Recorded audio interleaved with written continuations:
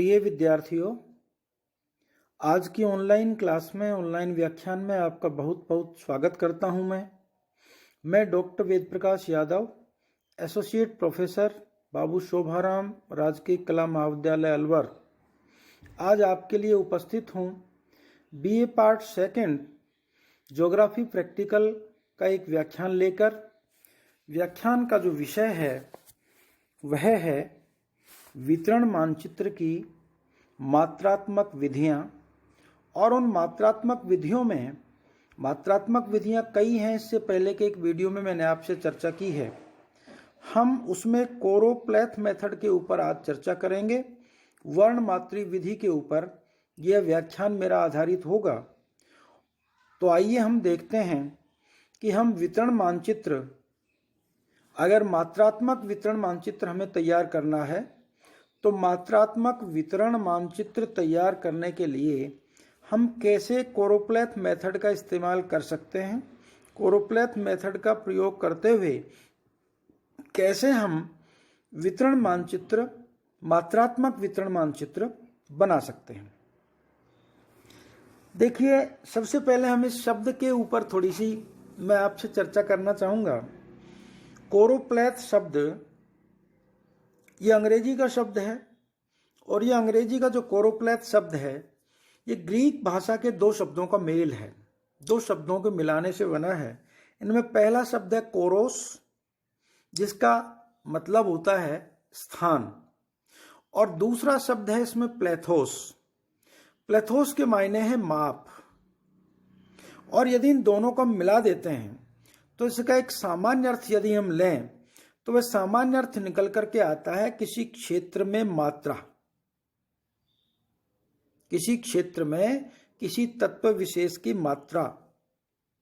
तो ये ऐसी विधि है जिसमें हम किसी क्षेत्र में किसी तत्व की मात्रा को इस विधि के द्वारा दर्शाते हैं। इसलिए इसका नाम पड़ा कोरोस।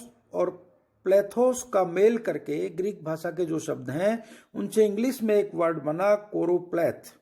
तो ये कोरोप्लेथ मेथड वह विधि है जिसमें हम किसी मानचित्र में उसकी एक तत्व विशेष की मात्रा को दर्शाने के लिए इस विधि का प्रयोग करते हैं। इस विधि में जब हम मानचित्र बनाते हैं तो उन मानचित्रों में छाया का प्रयोग करते हैं। एक ही रंग की भिन्न भिन्न छायाओं का हम प्रयोग करके हम वितरण को दर्शाते हैं। इन छायाओं का घनत्व अलग अलग होता है। भिन्न भिन्न घनत्व की हम छायाएं लेते हैं और उन भिन्न भिन्न घनत्व वाली छायाओं के द्वारा किसी वस्तु की, किसी तत्व की प्रति इकाई क्षेत्र, औसत संख्या या उसका प्रतिशत मूल्य इत्यादि हम दर्शाते हैं। उदाहरण के तौर पर जैसे जनसंख्या का प्रति वर्ग किलोमीटर क्षेत्रफल दर्शाना है तो जनसंख्या के प्रति वर्ग किलोमीटर क्षेत्रफल को दर्शाने के लिए जनसंख्या के प्रति वर्ग किलोमीटर में प्रति वर्ग किलोमीटर में जनसंख्या के घनत्व को दर्शाने के लिए हम भिन्न भिन्न छायाओं का प्रयोग करते हैं। इन छायाओं का चयन करते समय, इनको बनाते समय क्या क्या सावधानियां रखनी है, क्या हमें विशेष ध्यान देने की बातें हैं, इनके ऊपर हम आगे चर्चा करेंगे। इस तरह के मानचित्र बनाने में खास करके जैसे जनसंख्या का घनत्व दर्शाना है, पृष्ठभूमि का यदि हमें कहीं प्रतिशत दर्शाना है, राज्यों में मान लीजिए प्रति व्यक्ति राष्ट्रीय आय दर्शानी है, या हमें किसी उपज का भिन्न भिन्न क्षेत्रों में प्रति हेक्टेयर उत्पादन दर्शाना है, इस तरह के जो आंकड़े हैं, इन प्राप्त आंकड़ों को हम वितरण मानचित्रों में दर्शाने के लिए इस कोरोप्लेथ मेथड का आसानी से प्रयोग कर सकते हैं। प्रशासनिक क्षेत्रों के आधार पर जो सांख्यिकीय आंकड़े हमारे पास प्राप्त होते हैं उनका प्रदर्शन हम मानचित्रों में इस विधि के द्वारा करते हैं। इसलिए जो वर्णमात्री मानचित्र बनाते हैं उन वर्णमात्री मानचित्रों में चूंकि आंकड़े हमारे पास प्रशासनिक सीमाओं के आधार पर प्राप्त होते हैं, प्रशासनिक क्षेत्रों के होते हैं, इसलिए या राज्यों जिला, तहसील या विकासखंड इत्यादि जो क्षेत्र हैं उनको हम इकाई के रूप में चुन लेते हैं और इकाई के रूप में उनको चुन करके हम उनसे संबंधित मानचित्रों को बनाते हैं। इसको हम यूं भी कह सकते हैं कि इन मानचित्रों में घनत्व आदि की जो भिन्नता है उसको हम राजनीतिक अथवा प्रशासनिक सीमाओं के आधार पर दर्शाते हैं। ये जो सीमाएं हैं, इन सीमाओं के भीतर जो हम छाया भरते हैं, उस छाया को भरने के अपने नियम हैं। वह नियम यह है कि मान लीजिए हम जनसंख्या का वितरण मानचित्र तैयार कर रहे हैं राजस्थान का, तो राजस्थान में हम सर्वाधिक जनसंख्या घनत्व, उससे कम जनसंख्या वाला क्षेत्र, फिर उससे कम जनसंख्या वाला क्षेत्र और फिर सबसे न्यून जनसंख्या वाला क्षेत्र, मान लीजिए हम उदाहरण के तौर पर 4 वर्ग इसके कर रहे हैं जनसंख्या के घनत्व के, तो छायाओं को भरते समय, आभाओं को भरते समय हमें यह देखने की आवश्यकता है कि न्यूनतम घनत्व वाली आभा सबसे हल्की हो, उससे अधिक घनत्व वाली आभा उससे गहरी हो, उससे अधिक घनत्व की आभा उससे भी गहरी हो और सर्वाधिक घनत्व वाली आभा सर्वाधिक गहरी होनी चाहिए।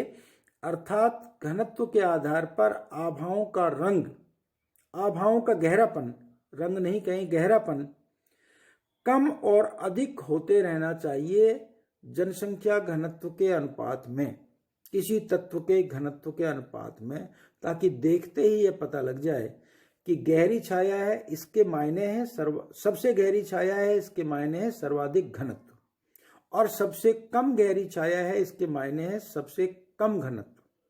तो यह हमें छायाओं को बनाते समय, आभाओं को भरते समय विशेष ध्यान देने की आवश्यकता होती है।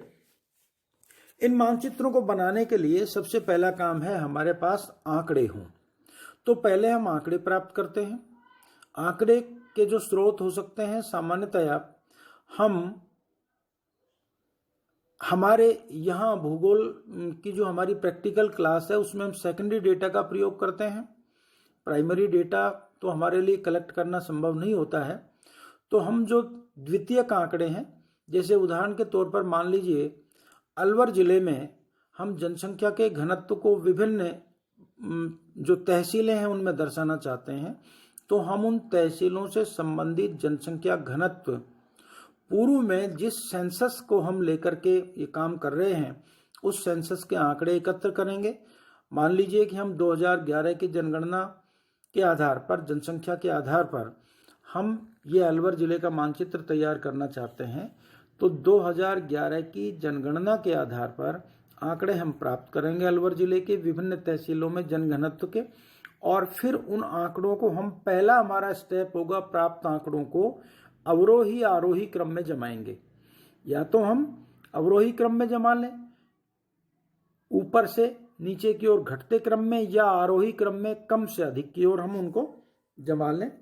और जब इन आंकड़ों को इस तरह से जमा लेते हैं तो उसके बाद हम उन आंकड़ों को वर्ग में बांटते हैं, अलग अलग वर्गों में बांट दिया जाता है। मान लीजिए हम उदाहरण लेते हैं कि हम किसी एक क्षेत्र का जब जनसंख्या वितरण दर्शाना चाहते हैं, वहां पर जनसंख्या का जो वितरण है वह विभिन्न क्षेत्रों में 200 व्यक्ति प्रति वर्ग किलोमीटर से लेकर के और 810 व्यक्ति प्रति वर्ग किलोमीटर तक मिलता है। तो हम उसमें उन आंकड़ों को अलग अलग वर्गों में रखते हैं। अलग अलग वर्गों में रखने के लिए हमें आंकड़ों के लिए वर्ग बनाने पड़ते हैं। जैसे उदाहरण के तौर पर मान लीजिए 200 से 400 हमने ले लिया, 400 से 600, 600 से 800 और 800 से अधिक, ये हमने जनसंख्या के घनत्व के वर्ग ले लिए हैं। तो उन वर्गों में हम जनसंख्या आंकड़ों को 4 वर्गों में बांट करके रख लेते हैं। अब हम जिस क्षेत्र का आंकड़ा जिस भी वर्ग में आता है, 200 से 400 जनसंख्या घनत्व रखने वाले जो क्षेत्र हैं उनके नाम उनके सामने लिख देते हैं। 400 से 600 जनसंख्या घनत्व प्रति वर्ग किलोमीटर वाले जो क्षेत्र हैं उनके नाम उनके सामने लिख दिए, 600 से 800 वाले के उनके नाम के आगे लिख दिए, और फिर 800 से अधिक वाली जो जनसंख्या वर्ग है उसमें हमने संबंधित क्षेत्र के नाम लिख दिए। अब हम प्रशासनिक मानचित्र लेते हैं और उन प्रशासनिक मानचित्रों में हम संबंधित जनसंख्या के आंकड़ों की छाया अब हमें भरनी है, तो उन संबंधित वर्गों के लिए हम एक छाया का चयन भी कर लेते हैं। तीसरा काम हमारा होता है छाया का चयन करना। तो सबसे कम, मैंने आपको इससे पहले बताया है, सबसे कम जनसंख्या घनत्व वाले वर्ग के लिए हमने सबसे हल्की छाया लेनी है।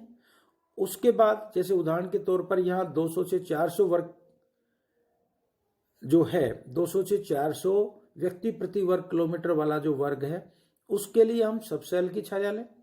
400 से 600 वाला वर्ग है उसकी छाया पहले वाले वर्ग से अधिक गहरी होनी चाहिए।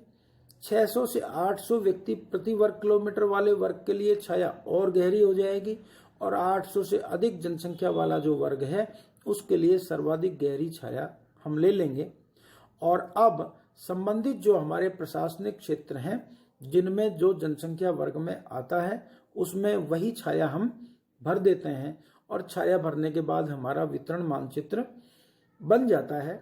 अब हम इसके बाद उसकी ऊपर शीर्षक लिख देते हैं कौन से क्षेत्र से संबंधित है। जैसे मान लीजिए उदाहरण के तौर पर राजस्थान का बनाया है तो राजस्थान, उसमें हमने क्या तत्व दर्शाया है उस तत्व को लिख देते हैं। जैसे मान लीजिए जनसंख्या घनत्व, तो राजस्थान 2 डॉट लगा करके हम जनसंख्या घनत्व लिख देंगे, और उसके बाद जनसंख्या घनत्व किस वर्ष से संबंधित है उसको हम ब्रैकेट में लिख देंगे। मान लीजिए 2011 की जनगणना पर आधारित है तो हम लिखेंगे राजस्थान जनसंख्या घनत्व 2011, और नीचे हम उस मानचित्र का स्केल डाल देंगे। फिर हम एक संकेत लिखेंगे, संकेत सारणी बनाएंगे।